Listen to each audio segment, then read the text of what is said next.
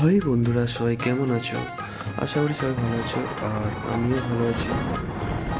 চলে এসেছিলাম হলদিয়ার কুমড়াহাটিতে গঙ্গার পাড়ে, গঙ্গার অপূর্ব রূপ দর্শন করতে এবং গঙ্গার শান্ত পরিবেশ উপভোগ করতে। দেখতে থাকো বন্ধুরা।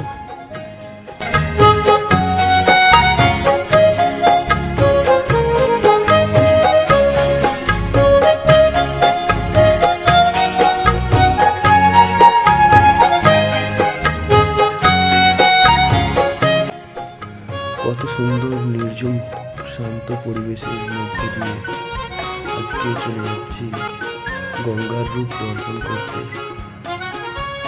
এত সুন্দর পরিবেশ দেখলে একটা কথাই মনে পড়ে, আজ মন চেয়েছে আমি হারিয়ে যাব শুধু তোমার সাথে। সত্যি খুব অপূর্ব দৃশ্য, অপূর্ব রূপ হলদিয়ার এই পরিবেশ। দেখতে দেখতে গঙ্গার সামনাসামনি পৌঁছে গিয়েছি। আর কিছুক্ষণ রাস্তা যাওয়ার পরেই তোমাদের সামনে দেখতে পাবে গঙ্গার অপূর্ব রূপ। দেখতে থাকো বন্ধুরা।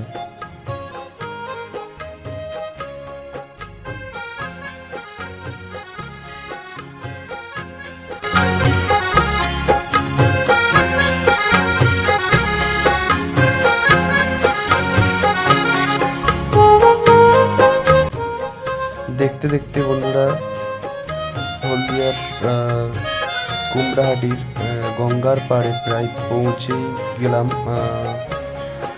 দেখতে থাকো এবার বন্ধুরা আসল মজা। সত্যি অপূর্ব দৃশ্য উপভোগ করতে থাকো তোমরা বন্ধুরা।